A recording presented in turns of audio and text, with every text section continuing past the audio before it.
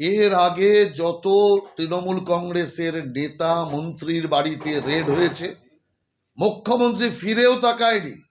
কারণ মুখ্যমন্ত্রী জানে ওই রেড হলে ওরা ফাঁসবে, ওরা জেল খাটবে।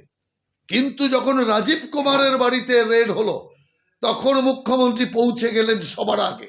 কেন? রাজীব কুমারের ঘরে রেড মানে কালীঘাটে ভূমিকম্প হবে, সেখানে উনি পৌঁছে গিয়েছিলেন। আজকে যখন আইপ্যাকের ডিরেক্টরের ঘরে রেড হলো, অফিসে রেড হলো, মুখ্যমন্ত্রী সোজা পৌঁছে গেলেন। তার পদের অপব্যবহার করে তিনি ওখান থেকে ফাইল নিয়ে আসলেন। ফাইল চুরি করে আনার অপরাধ, আদালতের নির্দেশে তদন্তে বাধা দেওয়ার অপরাধে অবিলম্বে মুখ্যমন্ত্রী মমতা ব্যানার্জিকে গ্রেপ্তার করা উচিত।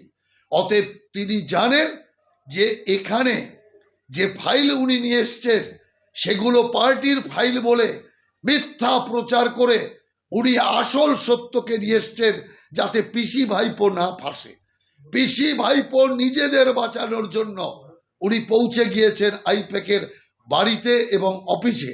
অতএব আমি মনে করি অবিলম্বে এই চরম অপরাধের জন্য মমতা ব্যানার্জিকে গ্রেপ্তার করা উচিত। Subscribe to One India and never miss an update. Download the One India app now.